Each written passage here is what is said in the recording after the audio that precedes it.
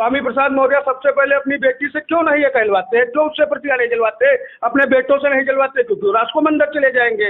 वो चूतिया उन लोगों को बनाते हैं जिन लोगों को पैसे देके उन्होंने जलवा दिया। आप जानते हैं उत्तर प्रदेश में सबसे ज्यादा हिंदू, और कोई सरकार कोई नेता हो, उनकी भावनाओं को, किसी की भावनाओं को ठेस नहीं पहुंचाना चाहिए। अब वो जाके रायबरेली में इसलिए बोले हैं ताकि ऊंचाहार से उनका लड़का टिकट पा जाए। स्वामी प्रसाद मौर्य किसी जनता या किसी के लिए कार्य नहीं कर रहे हैं, वो अपने बेटा और बेटी के लिए कर रहे हैं। आप बताइए, भारतीय जनता पार्टी की विचारधारा पसंद नहीं, भारतीय जनता पार्टी रामवादी पार्टी है, फिर उनकी बेटी कैसे हमारे पार्टी में है। सपा के राष्ट्रीय अध्यक्ष जो लोग राजपम 5 लोग गए हैं आरिफ के पास, सारस के लिए गए थे मिलने, जो 5 लोग उनकी पार्टी के नेता की वजह से जेल में गए हैं, उनके लिए क्या किया, किस समाजवादी ने क्या कर दिया, बताइए आप मुझको।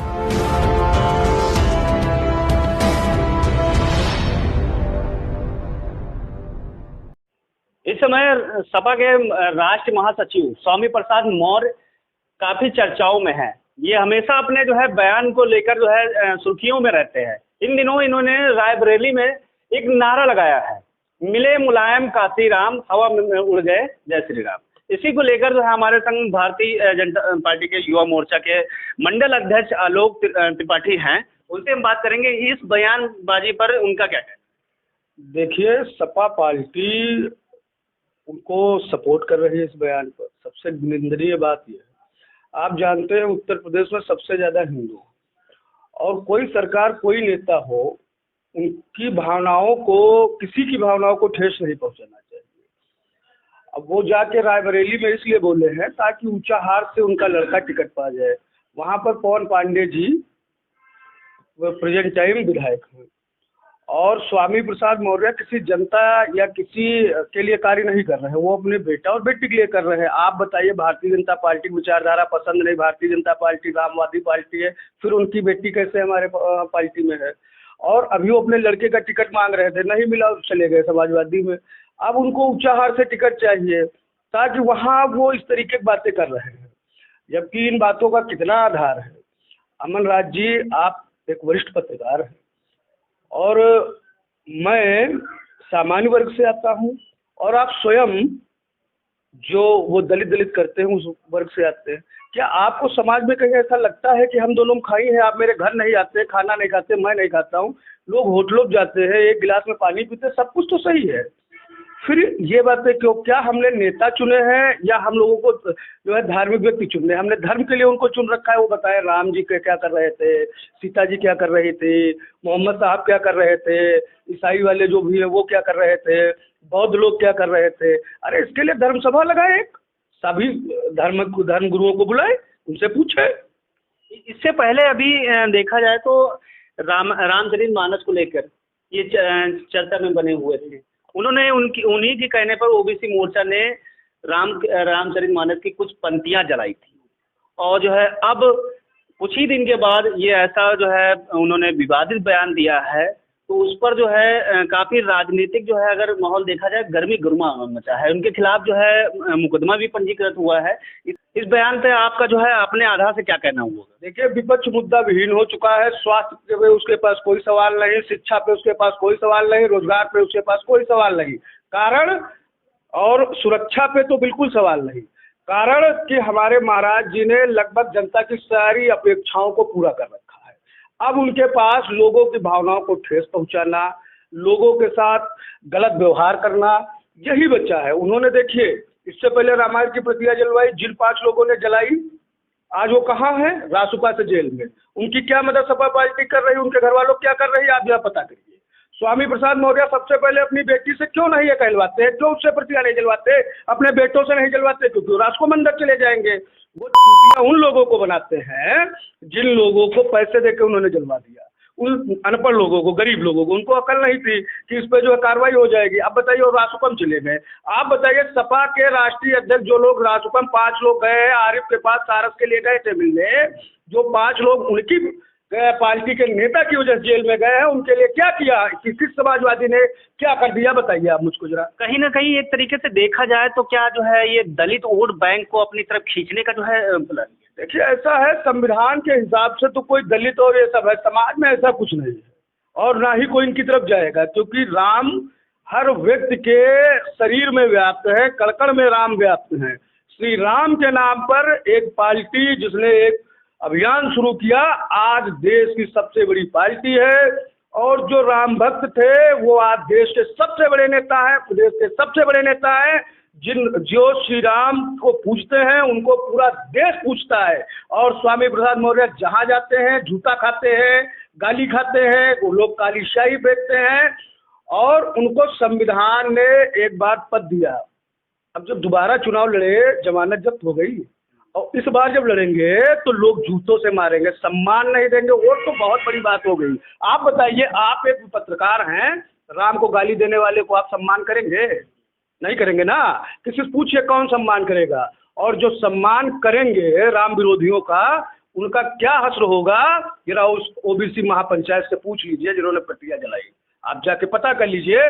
और ये सिर्फ चूतिया बना के जलवा देंगे, उसके बाद आरिफ का सारस देखने जाएंगे। उनके यहाँ नहीं जाएंगे। उनके घर में क्या नहीं जाना चाहिए जिनके ऊपर रासुका लगा है, क्यों तुम्हारी पार्टी के लिए उसने जलाया। लेकिन उस और टिकट भी स्वामी प्रसाद को मिलेगा। मैं कहता हूँ स्वामी प्रसाद मौर्य घोषणा करें कि जिन लोगों ने प्रतिक्रिया जलाई, जो राजपम झेले हैं, मेरे बेटे की जगह उनको टिकट मिलेगा, मेरी बेटी की जगह उनको टिकट मिलेगा। उनकी औकात वो कह के दिखाएं। वो एक काम बता दे अखिलेश यादव जी का, अन्य किसी पार्टी का जिसने मौर्य समाज के लिए, हो तो सामाजिक है ना, मौर्य समाज के लिए कार्य किया हो, वो स्वयं बताएं किस गरीब मौर्य व्यक्ति को उन्होंने नौकरी दिलाई, उन्होंने टिकट दिलाया, क्या मौर्य समाज के लिए किया। वो अपने बेटों के लिए, अपनी बेटी, वही मतलब उनके ही डीएनए में जनप्रतिनिधिगिरी बनने का है। यानी कि कहीं ना कहीं जो है परिवार वाला उनको बढ़ावा दे। अरे भाई साहब, परिवार वाला बढ़ावा नहीं दे रहे हो, परिवार की लड़ाई लड़ रहे हैं। वो सिर्फ अपने बेटे बेटियों के लिए झगड़ा कर रहे हैं, उनका भाजपा से कोई झगड़ा नहीं है। आप देखिए, आप बताइए, मैं अगर आपसे झगड़ा करूंगा तो अपनी बहन बेटी को आपकी पार्टी में रखूंगा? कैसे रखूंगा? क्यों रखूंगा? क्या मिल रहा है? इस बात को जब उनसे पूछा जाएगा तो कहेंगे मेरी बेटी से पूछ लो जाके। अच्छा, राम जो आज से 6,000 और 7,000 पता नहीं कब, मतलब जो भी गणना के हिसाब से अगर निकाला जाए, लेकिन कुल मिला के एक युग के पहले थे।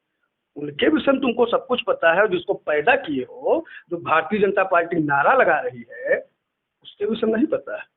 क्यों? क्योंकि उनके बेटे को टिकट चाहिए। आप देखिएगा, पवन पांडे का टिकट काट के वहाँ पर इनके बेटे को कराया जाएगा और उसकी जमानत जब्त होगी।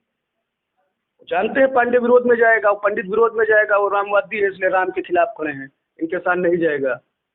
अब आप खुद सोचिए। तो ऐसा कि वहाँ की जनता जो है इनको पाठ पढ़ाने का काम करेगी। ये जनता को ये कुछ नहीं बहका पा रहे। एक मंच बनाया गया, माइक से आप कुछ भी बोलें, उसका असर तो बाद में पता चलता है, पहले तो नहीं चलता। कहीं ना कहीं जो है देखा जाए कि जिस हिसाब से बयान उन्होंने दिया है, तो क्या जो है ये जो है घाटे में जा सकते हैं। मैंने कहा ना, वोट छोड़िए, हमारे सुधौली में हमारे घर के बाहर वोट मांगने आ गए तो मैं उनका मुंह काला कर दूंगा। उसके बाद अलावा कोई समाजवादी आएगा, सम्मान, भाई हम किसी दल में कार्य कर रहे हैं, सामने वाला किसी दल में कार्य कर रहा है, सम्मान के साथ उससे बात करेंगे, वो भी हमसे सम्मान के साथ करेगा। लेकिन क्या स्वामी प्रसाद मौर्य आपसे वोट मांगने आए तो आप सम्मान से बात करोगे? नहीं करोगे, क्योंकि उन्होंने हमारे आराध्य, जिसको आप समझ लीजिए हिंदू बाहुल्य जो आत्मा है हिंदुओं की, आप उस पर सवाल करते हो। क्यों? अपने बेटे को टिकट के लिए। अरे इतने बड़े हो तो सब कुछ अपना बेच के एक हिंदू उन्मूलन करके एक सोसाइटी बनाइए, अच्छे अच्छे धर्मगुरुओं को बुलाइए, बहस करिए और अच्छी अच्छी किताबें और नेट पे उसको प्रसारित कराइए कि भाई हम लोगों में ये त्रुटि है, इसको ऐसे सही होना चाहिए। आप दलित और उसमें खाई बांध रहे हो। आप स्वयं सोच लीजिए कि किसी विशेष धर्म के साथ कोई दलित निपटा पाएगा? अगर निपटा पाएगा तो जरा पाकिस्तान का हाल सुना दीजिए। स्वामी जैसे लोगों ने पढ़ा के उनको मंडल और कमंडल करा के वहाँ पहुँचा दिया। योगेश नाथ मंडल ने, आपको पता होगा, एक जगह बाबा साहब बनाए गए कानून मंत्री, एक जगह योगेश नाथ मंडल बनाए गए। आज उनकी स्थिति क्या है और यहाँ दलितों की स्थिति क्या है? यहाँ राष्ट्रीय पक्षी है दलित और वहाँ राष्ट्रीय कूड़ा है। जब चाहे जो मारो, धर्मांतरण कराओ, उनको खा जाओ, कोई बात नहीं। स्वामी प्रसाद कभी बोलेंगे? नहीं बोलेंगे। क्या मुस्लिम धर्म में महिलाएं नहीं हैं? क्या उनके अपमान की बातें कुरान में नहीं लिखी? मैं चैलेंज करता हूँ कि आप, मैं दिखा दूंगा उसमें लिखा, उस पर उनको नहीं बोलना चाहिए। केवल जो है आपका कहना है कि रामचरितमानस के जो है पंथियां जलाने के चक्कर में और किसी के चक्कर में नहीं पड़े। ऐसा है, वो अच्छी तरीके से जानते हैं हिंदू उनके साथ नहीं जाएगा। अब वो हिंदू में दलित पलित, ये हमारे घर की व्यवस्था है। हमको शादी करनी है तो हम पंडित में करेंगे, लेकिन हमको व्यवहार करना है तो हम ऐसा नहीं है कि सिर्फ पंडित में ही करेंगे, हम सब में करेंगे। और पंडित लोग भी पंडित को बुलाते हैं जानने के लिए, ऐसा नहीं कि सारे पंडित ज्ञानी हैं। वो भी जितना पंडित का कार्य होता है उसके लिए किसी ब्राह्मण को ही बुलाते हैं, उसको दक्षिणा देते हैं। और संविधान में कहीं नहीं लिखा, संविधान पूरी तरीके से आज़ादी देता है आपको, आप किसी की भी पूजा करें। आपको बाबा साहब अच्छे लगते हैं, मंदिर बनवाइए, संविधान का बनवाइए, पूजा करिए। किसी को जबरदस्ती करते हो कि राम को छोड़ के आपको बाबा को मानना पड़ेगा, क्यों मानेंगे? देश तो स्वतंत्र है, कुछ भी कर सकते। स्वतंत्र है। आप अगर कुरान पढ़ना चाहते हो आप नहीं पढ़िए, आप नमाज पढ़ना चाहते हो आप पढ़िए। आप बौद्ध में हैं, आप अपना रविदास जी की पूजा करना चाहते करिए। हमारे लिए बाबा साहब आदरणीय है, पूजनीय नहीं। मैं बिल्कुल सीना ठोक के बात कहता हूँ, मेरे लिए राम पूजनीय है। आप जबरदस्ती नहीं कर सकते कि मुझे बाबा साहब को पूजना होगा या मुझे संविधान पूजना होगा। क्यों? संविधान तो व्यवस्था है, शास्त्र ज्ञान है। हमको लगता है कि इसमें ज्ञान हम पढ़ेंगे, उस टाइम ज्ञान लेंगे। आपको लगता है संविधान में सारा ज्ञान, आप लोग संविधान से ज्ञान लीजिए। मैंने रोका, संविधान ही अधिकार देता है हमको कि हम अपने हिसाब से राम को पूजेंगे, किसको पूजेंगे किसको नहीं पूजेंगे। आप जबरदस्ती नहीं कर सकते। और आज जो देश में माहौल बनाया जा रहा है स्वामी प्रसाद मौर्य जी को, ऐसे नेताओं का, दलितों का नाम लेके, बाबा साहब का नाम लेके सिर्फ बाबा साहब की बदनामी की जा रही है। अगर बाबा साहब ये चाहते होते कि सवर्ण और दलित अलग हों तो फिर हिंदू मुस्लिम के नाम पे बंटवारा बाबा साहब के होते हुए कैसे हो गया, मुझे कोई समझाए। जैसा कि हमारे साथ आलोक त्रिपाठी जी थे उर्फ टिंकल जी, ये अपने बयानबाजी के लिए जाने जाते हैं और तेज तर्रार जो है बयानबाजी के लिए जाने जाते हैं। और हमारे संग जुड़े, हमारे चैनल संग जुड़े, उनका बहुत धन्यवाद है। सीतापुर से अमन राज।